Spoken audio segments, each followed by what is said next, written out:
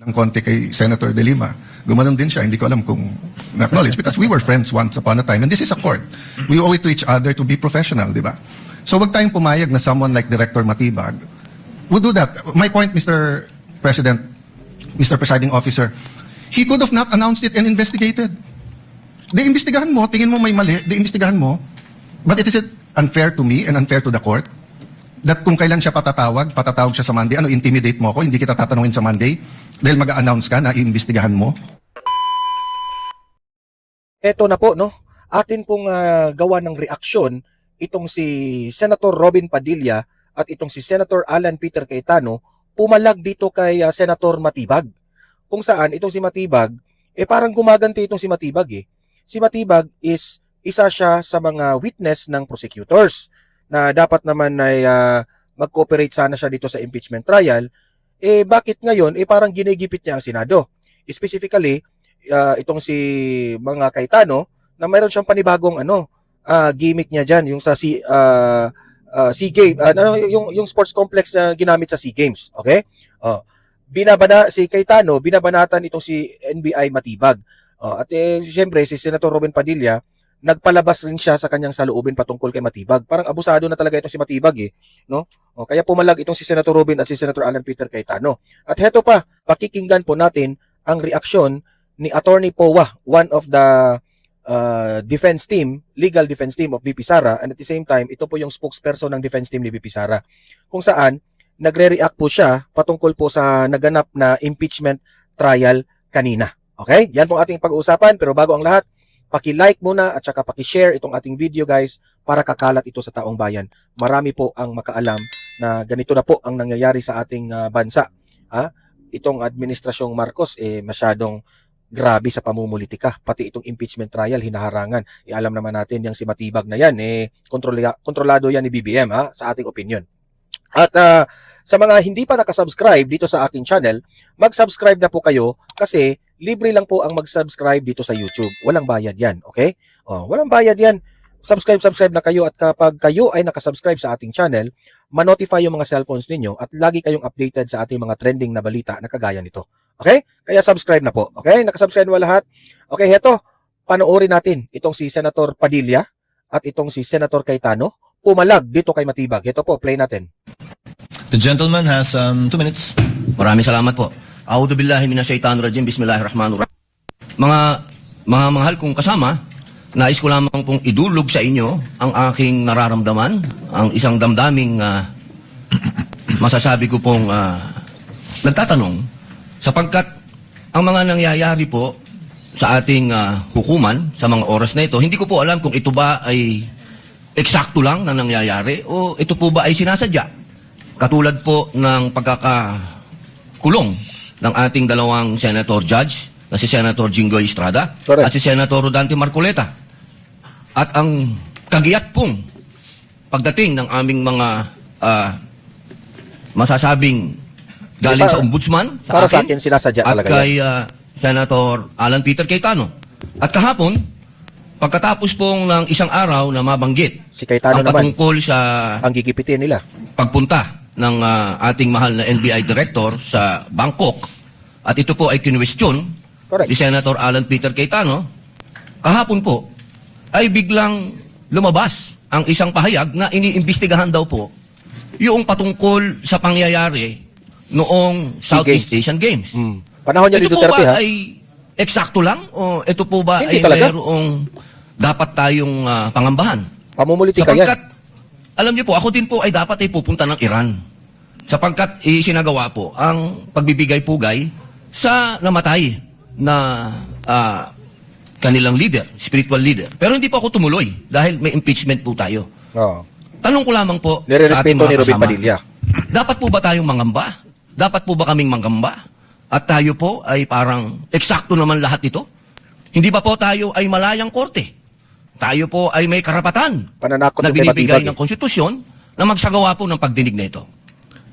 Yun lamang po. Maraming salamat po, Ginoong tagapamahalang hukom. Buti The naman, manifestation nilay of ni Senator Robin. Judge Padilla is noted. What is the pleasure of Senator Judge Cayetano? Presiding Pumalag rin Officer. si Cayetano. Pumalag rin. Rule 6 of the impeachment proceedings is that the rules of the Senate is suppletory And if there is anything that affects the honor, integrity, or the functions of us individually or as a Senate here, as an impeachment court, someone can rise on a question of personal or collective privilege. I won't do that, but may I just respond to what Senator Padilla said, since my name was mentioned and since the investigation announced by the NBI yesterday seems to be pertaining to this person as chairman of the 2019 organizing committee of the Southeast Asian Games. May I, maybe in the form muna of manifestation, unless the presiding officer or Senate President thinks that I should elaborate on by asking for time on a personal collective privilege, but I don't want to start that. Senator Judge Cayetano may make his manifestation. Okay. For the record, sir. So, first and foremost, sa sinabi po ni Senator Padilla, I won't ask na ipa-play na yung video, but quite exhaustive yung sinabi ni NBI Director about the Southeast Asian Games. So, if the intention was to have a chilling effect, we already have that chilling effect. May 11, hinabol dito sa session hall na to ng mga ahente ng NBI si Senator Bato. May 13, nagkaroon ng enkwentro, putukan, pinipilit ng NBI na hindi sa loob ng Senado, but we have all the evidence that it was inside the Senate. Other incidents, I do not want to evoke a reaction or debate because I want to respect my fellow senators. Much of this has been vented in the media, is in court. Director Matibag has promised us that he will give us a warrant issued by the ICC, has promised us that he will hold his agents na nanggulpi ng isang OSAA. He will be the one to implement the contempt order and hold them in his office, but wala ditong natupad. So when I mentioned his name, his position the other day that it was bad taste, walang personal yun. I mean, regardless kung sinong, even if it was Pero si Matibag na may personal. secretary, an alter ego of the president who wrote the prosecution team or the defense team to say, pwede bang next week kasi may seminar. Lumalaki I would ulo have said the ni same thing, Matibag. diba? Na, you know, Binabagtapan niya ni BBM. Kompleto parati dyan from Congressman Ace Barbers to many, Congressman Ridon. I won't name all of you, but you're busy people. But you think this is important, so you take time out and you are here. Unfair Diba? yan. Of course, the prosecution team, you have to be, you are here. We are here. Nirerespeto Despite yung of many impeachment. other important things. Kung si Matibag, Not baliwala only lang. investigations, not only the flood control, not only the BIR, not only, we're also talking about the nation being prone to volcanic eruption, to yung bagyo, buti, well, nasalanta pa rin tayo Si ng Dilima bagyong parang Inday, galit pa rin ibang kay Inday yung Tano. pinag-uusapan natin dito sa impeachment. But still, we are here. So it was in good faith that I said, Makita ko as an talaga yung example, mukha ni Dilima. mukha namang masama kapag kayong Na isang ayaw niya kay Cayetano. bureau head. NBI director is a very important position, but it is a bureau. So if a bureau head, and tignan yung invitation, nakalagay sa invitation, or your representative, and we resolved it. So aksidente ba na yesterday, suddenly after I mentioned it, Wala man lang and pinadala si after, Matibag during the dyan. weekend, many have been talking about na dapat ata hindi 16. So 21 na lang kami ngayon eh. So 2/3 of 21 is 7. Pag nabawasan pa kami ng 3, 13 na lang yon. Grabe. Pero some will argue, mabawasan lang kami ng 1 o 2, Halata na talaga. baka 13 na rin yon kasi wala naman half person or 3/4 person. So all of these issues Inubos are talaga valid. yung Senado. Question. The chilling effect is there, but am I intimidated? Wala Pero na yung mga akong choice. congressman, wala. Ilalabang ko na to. Gagawin ko yung Nandoon dapat yung kong corruption gawin. sa Kongreso. Bumalitad man yung sitwasyon, si President Marcos ang ini-impeach and I felt a certain way, ilalabang ko rin. Chief Justice man ang i-impeach, ilalabang ko rin. But for the record, Mr. President, go ahead and investigate. First of all, that's been investigated many, many times. COA, I'm not sure. I think the Office of the Ombudsman, ang nag-file pa ata, Chief of Staff mo eh. Senator Rob, I'm not sure but parang may kaso na nun. Senator Drilon quizzed us here. I was Speaker of the House, but I chose to appear before the Senate to be able to answer all of those questions directly.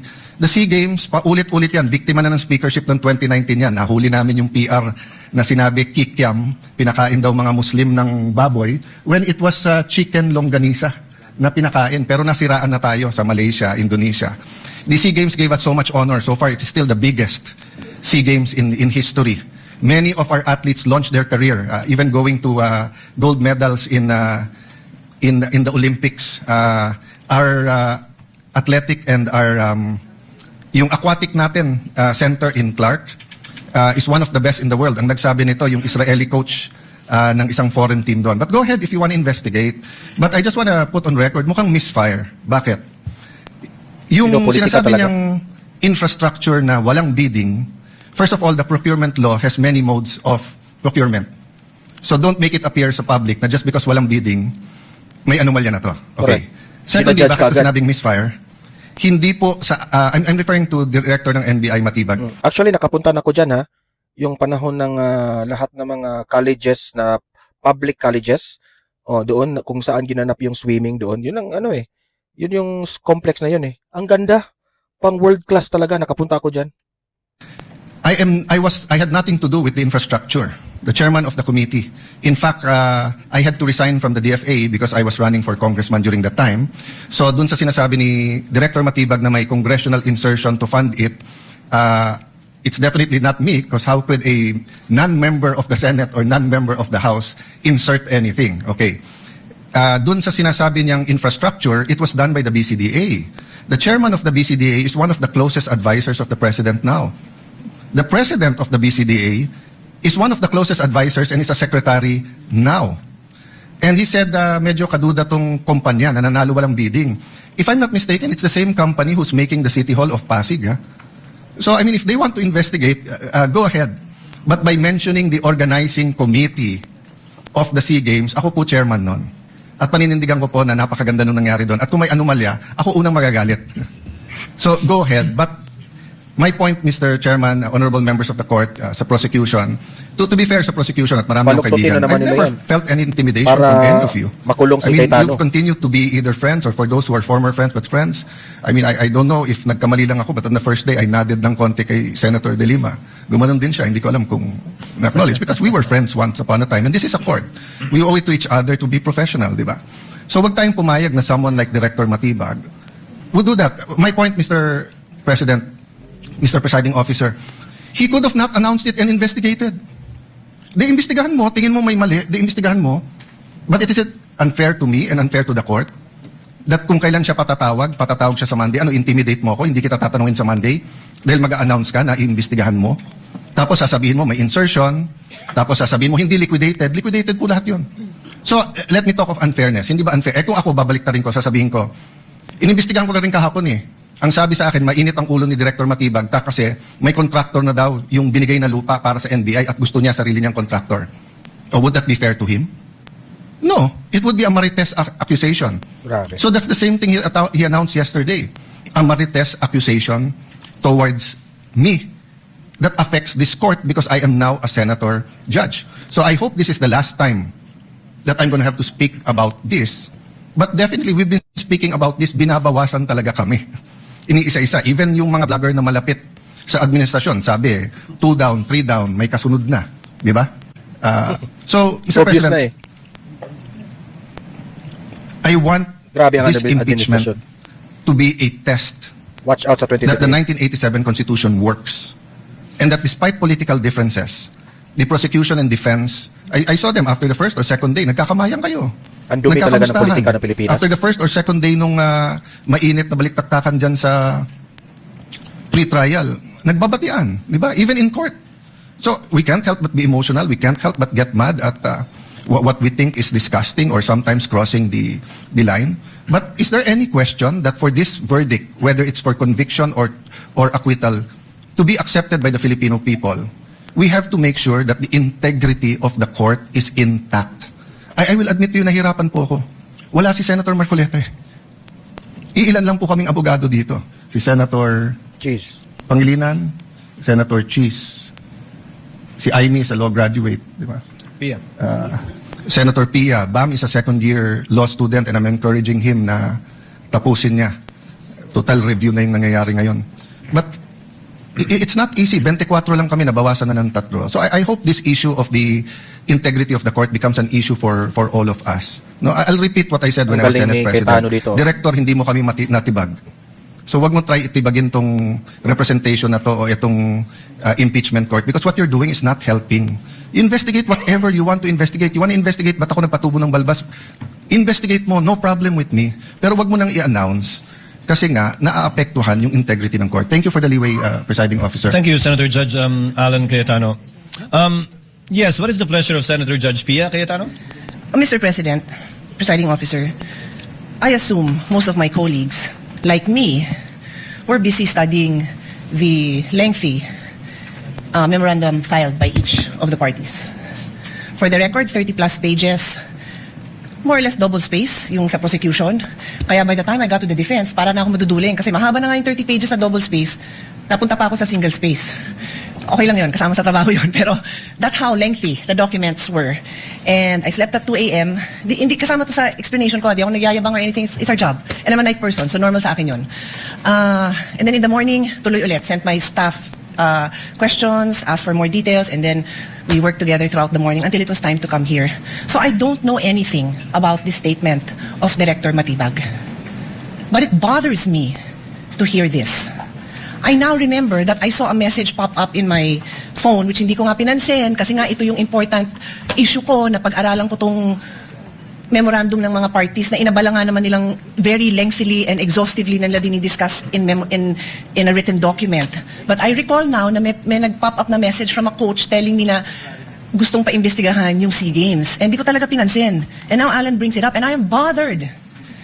There is no jurisdiction in the world that allows a judge to be pressured and intimidated. And I ask each one of you, my dear colleagues, payag ba tayo sa ganito? Ganito na ba tayo dito ngayon? Grabe.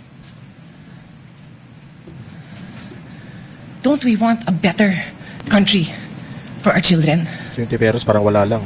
Why would you allow Kasi a pabor sa director kanila who was just called to be a witness next week brag that he's going to investigate? And again, I don't know. So I respectfully request that it be played. Because I want to understand. If I don't have reason to be upset, then thank you, I can focus. I can go back to the business on hand. But right now, I'm upset to hear this. And I will stand up for each one of you. I don't care what side you're on. I will stand up for you if somebody tries to intimidate you. So with all due respect, Mr. Presiding Officer, I ask that we play it. I want to see what this witness is doing. Yan, na-play na yan kanina natin eh. So yun po, kaya galit po ang mga Cayetano doon eh. Kasi parang pinipressure sila diyan sa impeachment eh. Ito po, ang pahayag ni Attorney Powa kaugnay doon sa latest na nangyari sa impeachment trial ni VP Sara. Ito po, pakinggan natin. So, I'll take questions po. Hindi na po ako mag-opening statement. Sabi ng prosecution na yung statement ni Vice President Sara Duterte na covered of those sub-judice. Siguro that's up to the court to decide po. Hindi na po ako mag-comment tungkol dyan. The Vice President has stated what she felt and whether it's covered by sub-judice or not. Kaparehas ng mga komento rin ng both prosecution and defense. Yan po ay nasa impeachment court na po to decide. Sir, doon sa manifestation po kanina ni Lead Counsel Attorney Sheila Sison, bakit po important yung ganung manifestation na kailangan maikli lang po ang mga manifestation before? Na-explain naman ni Lead Prosecutor Luis din po yung kanilang side, so we have to respect that. Pero on the part of the defense, ayaw lang po natin yung mga ganyang manifestation because if there are conclusions of law and conclusions of facts rather, ang nangyari kasi nakakondition yung publiko, no? Hindi naman, lalo na pag technical yung mga nangyari, syempre gusto natin may paliwanag sa publiko, pero pag sa ganung paraan, ang pakiramdam po kasi ng defense ay nagkakaroon ng summation ng kaso at dahil doon ay kinokondisyon natin yung publiko at yung mga senator judges kung ano ba talaga yung ina-advocate natin at gusto lang natin maging patas tayo na pag mag-withdraw tayo ng witness, we simply have to say na i-withdraw natin yung witness at nasabi naman po ng ating presiding officer na kung kailangan mang i-explain yung reasons because we also understand the side of Lead Prosecutor Luistro. Maaari naman daw pong i-explain sa mga press con. Sir, mas marami pang mga witnesses sa withdraw Article 4. Anong meaning yan sa inyo sa defense? Sa amin naman po, wala. No? That is really the prerogative of the prosecution. Pagdating din ng time ng defense, kami rin po, baka mag-withdraw ng maraming witnesses depending on how we think our case is going. So sa atin, we will just move on to prepare for Article 1. No? But we have been preparing naman for quite some time. So we just need to shift our attention now to Article 1. But of course, without forgetting that Director Matibag will still be called next week. Sa Article 1, ready na rin ba kayo? Yes, opo. Lahat naman ng articles, sabi ko nga noon, pagdating sa defense, syempre, hindi natin may iwasan na may mag-anchor for the day, etc. May assigned to do things. Pero lahat kami, we're conditioned and our disposition is that each and every lawyer in the defense team should be able to argue and to cross-examine and to stand for the defense on any given day and for any given witness. Sa horizon ba na papatawag din sa Article 1 si Attorney July Canores? Sa ngayon, wala pa po kaming pag-uusapan na ganyan dahil nga yung depensa po kasi matagal pa eh. nandun pa kami sa dulo, no? As far as the prosecution is concerned, I cannot speak for them, but only for the defense, napag-usapan na nga kanina at na-clarify na nga na uunahin munang matapos yung presentation for all articles ng prosecution, tsaka magiging panahon naman ng defense para mag-present ang aming tinatawag na evidence in chief. Interview kanina si dating NBI Director Jimmy Santiago. No. Sinasabi niya na tungkol sa assassin, ang findings nila ng investigation, may kakayahan dahil may pera at may resources ang Vice President to hire an assassin. In reaction to that. Well, that's his opinion, but that has to be proven. That has to be proven actually in this impeachment proceeding. So, sir, pasensya na po kayo. I really, it's very difficult for us counsels.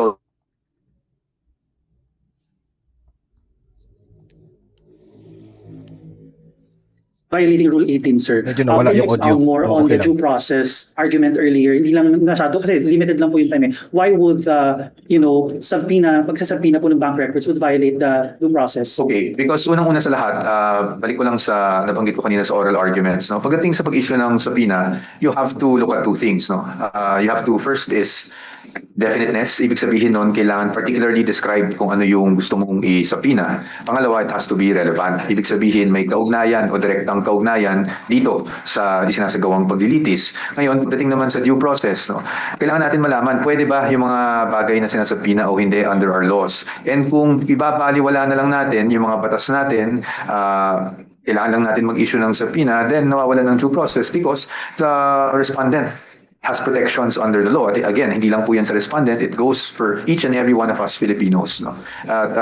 Basic naman po yan at sinabi rin po sa Supreme Court decision na aking kinote kanina that the due process requirement applies, no, in every stage of the proceeding. Ibig sabihin nun, magmula sa pag-file ng impeachment complaint sa House hanggang dumating ng Committee on Justice, hanggang dumating dito sa paglilitis sa Senado, dapat nire-respeto and na-observe yung due process, no, para naman sa kapakanan ng respondent.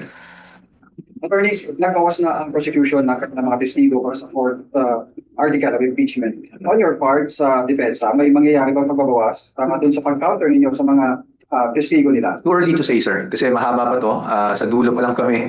Actually, di ba, mauna muna ang prosecution. So right now, I don't want to give any definite statement because it's really, really too early to say. It's too early. Sir, comment lang po doon sa position ng prosecution na in the Corona case kasi piniyagan yung mga documents that predates his term as Chief Justice, and one of your key arguments in the case also on the aspect of predating po, yung position ni Vice President before siya ma-elect in 2022. Comment lang po on that. I guess, again, I don't want to get into the merits. I'll just say what I stated. No, I'll refer you to my part of the oral arguments.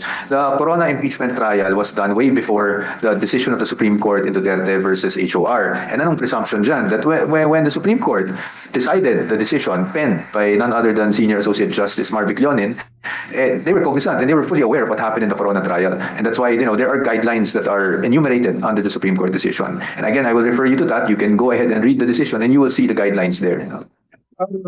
Constitution was people saying, dito naman ay political, hindi ito masyadong technical and legal, kaya dapat manunod tayo sa alam mong hihilingin nila. Makikigay po yung side naman ng gusto nilang ipahod sa taong bayan. Ang kaluwagan ba, ibig sabihin po niyan, ay hindi babaliwala na natin lahat ng batas ng Pilipinas. Hindi naman po siguro tama yan. Sir, additional comment lang. Ang reply ulit ng House kasi doon sa House of Representatives, Duterte versus House of Representatives case ay overturned dictum lang. I've already said my piece on that. No? So I think you should refer to it because obviously we disagree that it is obiter. Definitely, in fact, dalawang beses pa nga ni-reiterate yung guidelines eh. Started from if you read the decision, the first 2 pages of the decision na may summation doon ng guidelines, and then doon sa last portion, inulit-ulit yung guidelines. So, I think that is something for the court to consider na, no? But obviously, as I said, I respect Congressman Diokno. I have the utmost respect for him, to be honest, no? So, he has his position, I have my position, meaning the prosecution has their position, the defense has its position, so it's up to the court. Sir, gusto kang binabasa dun sa oral arguments? Opo. Naka-inform ko ka? Ano ba, kabisado mo ba sa... I think it's personal preference. Nahihirapan po kasi ako pag nagbabasa ako because it's distracting for me. So, talaga naman pong kahit noon ganun po talaga ako. No? Hindi ako nagbabasa. At sa regular courts, hindi rin po talaga ako nagbabasa. Sir, what would be your preparation? But sorry. I just have to kasi baka ma-misconstrue, no? It's really a personal preference. It doesn't mean that it's better na wala kang binabasa. No, I'm not saying I'm good kasi may binabasa. Wala akong binabasa or may binabasa ako. It's just personal preference. Each lawyer has his or her own style. As you can see, some lawyers kahit may binabasa, ang ganda naman ng delivery and very coherent. So, it's really irrelevant kung may binabasa o walang binabasa. It's just a matter of preference for each lawyer. Go ahead. What would be your preparation for the defense sa next week in regards to mga bagay na kasama sa Well, right now, as I said, we're just shifting gears because I think after Director Matibag, we will proceed with Article 1. So now, of course, we're focusing on Article 1. Although we're prepared for it, syempre, as the trial goes, parating naman may fine-tuning yan here and there. So that's what we'll be focusing on. What are your hopes for the upcoming decision on Monday on the motion of the prosecution to subpoena the Siyempre po, kung ano man yung naging posisyon natin, sana we were able to justify it. We were able to show that, the issue on relevance, we discussed the issue on relevance, we discussed the issues on the various laws that prohibit certain disclosures. But whatever happens, we'll take it as it is, and we always submit ourselves to the wisdom of the court. And then also, kung hindi man natin magustuhan, there are always going to be legal remedies available. kabilang sa legal remedies? Supreme Court? Well, sir, it's too early to say. Wala pang decision. I don't want a clickbait soundbite, so I'm not saying anything right now. Those are all on the table, but there's nothing has been discussed. It's too premature, and plus, all of these things will have to be discussed with our client. Mas simple majority na lang ang kailangan para I think so. Pag motions, no, I believe so. So what you're saying, attorney, there are legal remedies kung hindi man.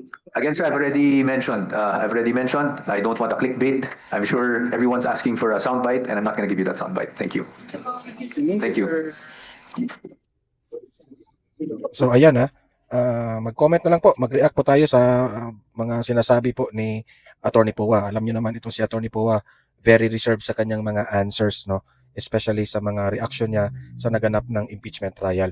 So guys, paki-like, paki-share na lang sa mga nanonood at ilagay niyo ang opinion ninyo sa comment section, babasahin natin 'yan.